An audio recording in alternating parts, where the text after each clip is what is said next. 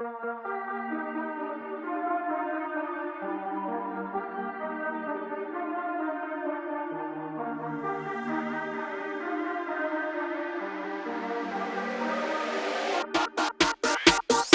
title of this video is how to grow as a small channel on YouTube.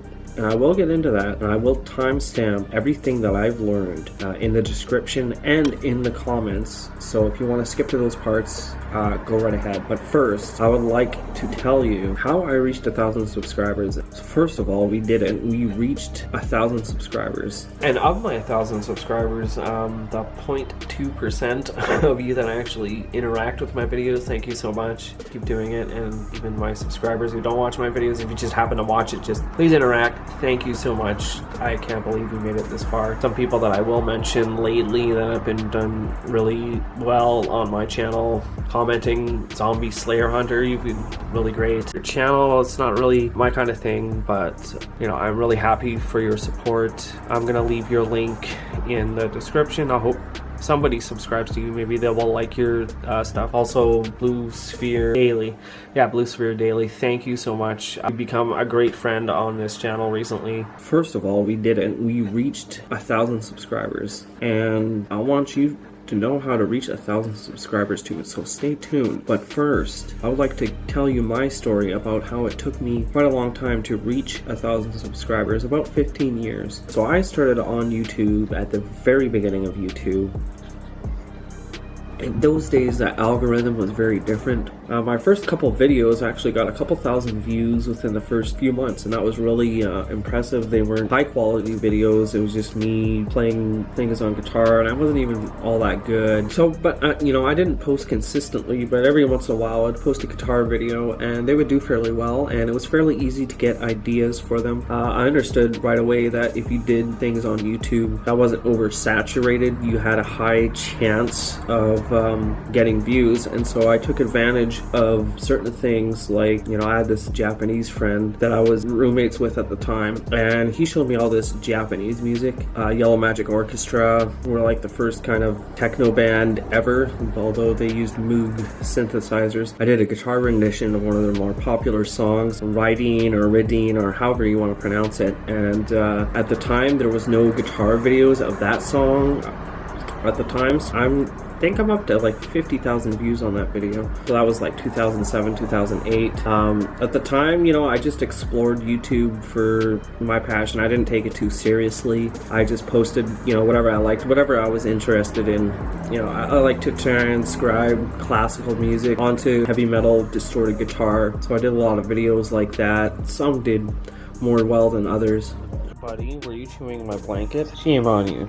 So my next thing that I like to do was I went to transcribing Vivaldi on guitar and making a lot of videos about that, and those did fairly well. My highest viewed video today was the La Folia Variations Trio Sonata in D minor. That's my highest viewed guitar video. I'm pretty proud of that. It still collects quite a lot of views to this day. Not only does it get suggested a lot, it ranks high in the search engine. You know, every once in a while that, you know, I would experiment with different things on YouTube. Sometimes I'd break away from my guitar videos and I would try something different. So I made this one video because I used to go on a lucid dreaming forum. At the time there was this thing called This Man, and I had no idea what it was, and so I looked on YouTube and I saw there was only like 2 or 3 videos in the entire YouTube platform at the time. I mean, it's a way oversaturated subject, and so I made a short video about that. You know, right away it kind of blew up to like 20,000 views, which was huge views on YouTube, you know, back in 2009. Within a couple weeks, I had niched down on that. You know, I wasn't taking YouTube seriously at the time. If I had niched down on that creepypasta thing, because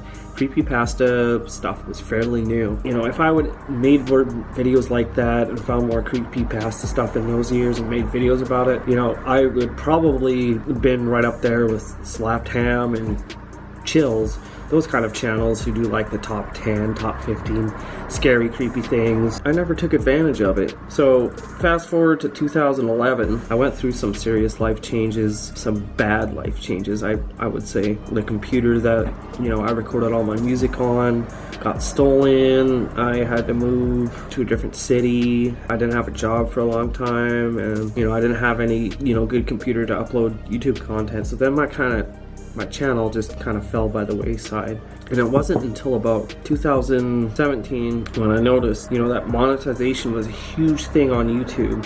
Yeah, because I was into like scary stuff, like paranormal videos on YouTube, and I wanted to make videos like that because there was channels like Oh My Gosh and MoSargy. By the way, they fake a lot of their videos, but, you know, I didn't care. I thought that content was fun and entertaining, and I liked the idea of being a YouTuber and going around and traveling to all these different places, seeing all these, you know, different things throughout the United States, Canada. You know, I wanted to be like a YouTuber like that, but, you know, more real, not faking my videos. Because, you know, there was another channel that was kind of blowing up at the time in that genre with the Paranormal Files. I'm gonna link all these channels down below in the description, by the way. So, you know, I went out and made a couple videos on that subject. I went to a couple local places, to a Paranormal Investigation Society. Made a few videos, their kind of style, and you know what, they didn't do too well. They got a couple hundred views. Although one thing I am proud of, I did share the first video I made on the Chills subreddit. I actually got featured on the Chills channel, and people still message me on Facebook. Friends of mine today who have watched that video, and they will still send it to me.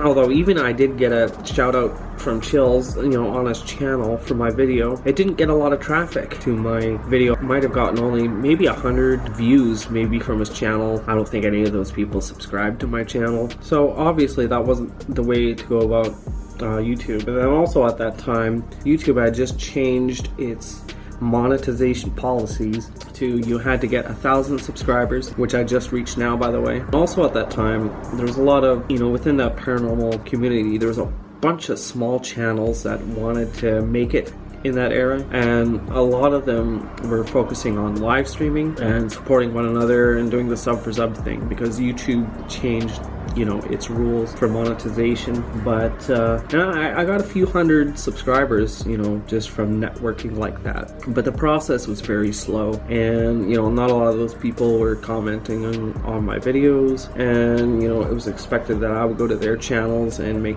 comments and likes on their videos. And I checked a lot of these channels out, and they just didn't really interest me. So I'm trying to do the homegrown thing on YouTube, especially with live streaming, doesn't work very well. Which comes to step one on how to grow your small channel.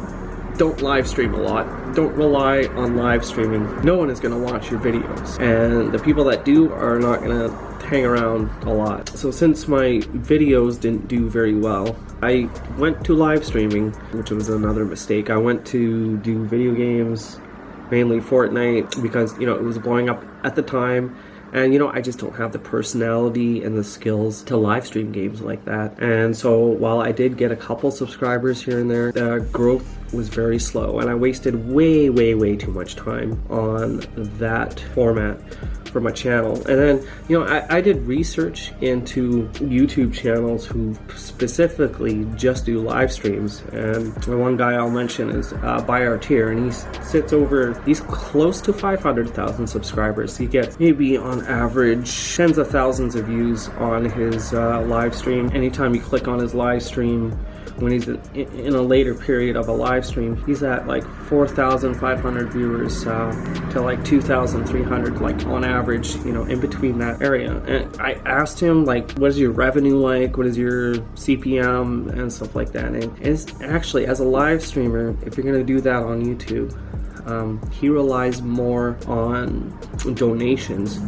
to pay his rent than ad revenue, because the CPM for live streaming for him, this is what he said, is 0.8 So that'd be 80 cents to $1. If you do video content, your CPM is going to be way higher. So I figured I may as well stop doing, the live streaming. It's not helping my channel. So, I watched a lot of videos on how to rank high in SEO. That's the search engine optimization. I learned all the basic things like, when you're exporting your video from your editing software and you want to title your video, you title the video what you want the keywords to be.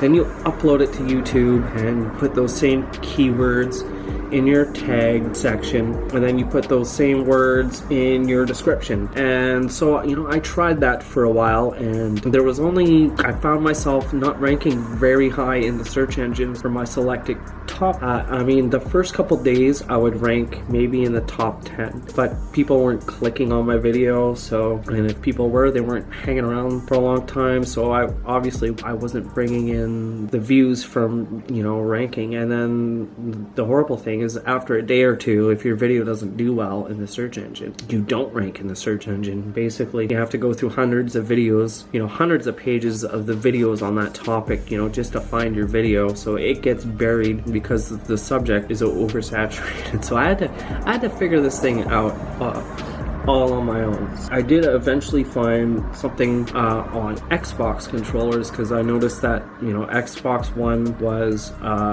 since I played Fortnite on Xbox One and all that, there was possibly a niche I can get into. And so I made a couple of videos about controller enhancements, and those did really well. It was not an oversaturated subject, and I did a half decent video, just explaining what these things were about, and it worked. While I didn't get hundreds of thousands of views on my video, it still ranked really high in the search engine, and they still collect views to this day, and I'm very happy about that. And so the next thing I bought a PS4, and I thought I would do something similar with the PS4, but I guess the PS4 thing is more over exaggerated. So I reviewed the back button attachment, and that didn't do too well in the search engine. So then, I went back to live streaming just for a little bit. I did get a couple subs, from trying to promote giveaways, and I did do some giveaways on my channel when I reached certain goals, like 800, 850, 900, etc. And of course, now that I'm at 1,000, I probably will do one last Fortnite live stream, just to do an item shop giveaway, because I had so many videos stating I was going to do that, and so I will. What I did right was I found certain terms that people were looking for, but there wasn't a lot of information on, like the this man thing in its early stages, and the controller attachments, things like that. Those are niches. So even before you start your channel, figure out what your niche is going to be, and make some videos on it, and make sure you do all the search engine optimization tips. You got to put all those keywords in your tags, in your title, and in your description. There's another tip that I'm going to experiment with on this channel that I read. I've only seen this in one video, and that's advertising. Another thing that I did with my channel, I wanted to rehash the haunted exploration kind of stuff that people like Oh My Gosh TV and Paranormal Files kind of do. Early in the year, I booked a trip to the States, and I was gonna go and film some places that were like really good that people would be searching for. And I did my research, and then the border shut down. And then the border shut down, due to the current crisis. I already paid for an ad, which drove more views to my channel, and I made a playlist of, like the haunted stuff that I'd done in the past. From what I found from advertising is that I drove more views to those videos, and people were subscribing from those videos. And so what that told me is, I do have what it takes for a YouTuber. If I get the views, people are going to subscribe to my channel, and they're going to ask for more content, right? I figured, my best bet is just to make a lot more videos to rank high in the search engine. So if you're a small channel starting out, I would practice all of that stuff. And like I said before, there was a thing that in this guy's other video was using advertising to rank in the search engine. So I'm gonna try that, because I have a budget for advertising about $150 a month. I figure I'm gonna try that out. I'm gonna experiment with this on my channel, and I'm gonna let you guys know how it goes. Well, I'm gonna do all the search engine optimization things, and you know, if this video does well, I might have to niche down on this subject for a while. And because I think it would be cool to show YouTube and all you guys that a guy who took 15 years to reach 1,000 subscribers, does he have a chance to gain more subscribers quickly? Can he change his habits and make the YouTube algorithm work for him? I want to take you with me on this journey, so because I will tell you everything. Like, if I get monetized, I will tell you. If I got monetized, I will tell you how I got monetized and what I did. If I have more successful videos, I want to tell you about how I did that. You know, this is a learning experience for me. Like, I'm very thick-headed in the beginning, but you know, I'm learning now. So if you want to take this journey with me and apply some of these things to yourself, in my next video is going to be what happens to your channel when you reach 1,000 subscribers, because things change. And I can tell you, when I finally reached 1,000 subscribers the other day, it was like waking up from a really bad dream, and now it's like I'm finally awake and aware, and I'm totally ready to go on this channel. And I'm super excited for the journey ahead, whether it takes a super long time to reach 10,000 subscribers or only a short time. You know, I want to share that journey with you guys, so stay subscribed. And if you're new to this channel, just subscribe, comment. You can even comment what your channel is about. And you know, I'm gonna try promoting this video with a YouTube advertisement for about 5 days. You know, spend about $30 on it. We'll see if that helps rank this video in the search engine. Of course, I'm gonna do all the other search engine optimization tip that I said before, and if I figure out anything else that works, you know, I'm gonna let you guys know. So subscribe to my channel, hit the bell so you know exactly right away what's going on. I'm gonna upload once a week. I'm still not sure exactly what my channel is about. I called it the Rob TV, so I'm interested in a variety of things. Sometimes I'm all over the place, but if I find something that works, I'm really gonna niche down on that until I can do what I want. So thank you for watching this video. If you watched all the way through, you're amazing, and see you next week. Number 9, Haunted Saloon. Like over the ghost hunter.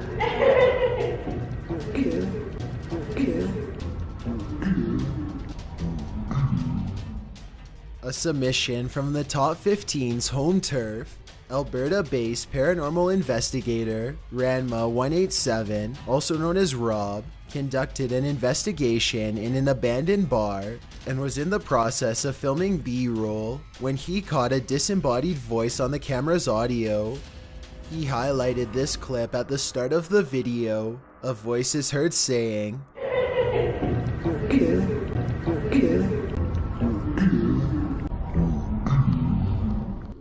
"You'll kill," possibly referring to Rob himself, for activity to begin immediately and during B-roll. It is clear the building is quite haunted. A fellow investigator details how there were several stabbings and even a horrible criminal in the area. Also, an employee was accused of harassing co-workers and patrons before he mysteriously disappeared. During the rundown of the history, the group's EMF detector began going off. Also, twice in succession, one of the cameras was mysteriously shut off. Initially, they believed the camera's battery was drained, but when turned on again, the battery was full, meaning something had shut it off. During Rob's investigation of another room, he captures another EVP on his audio, which is hard to distinguish what the ghost is saying.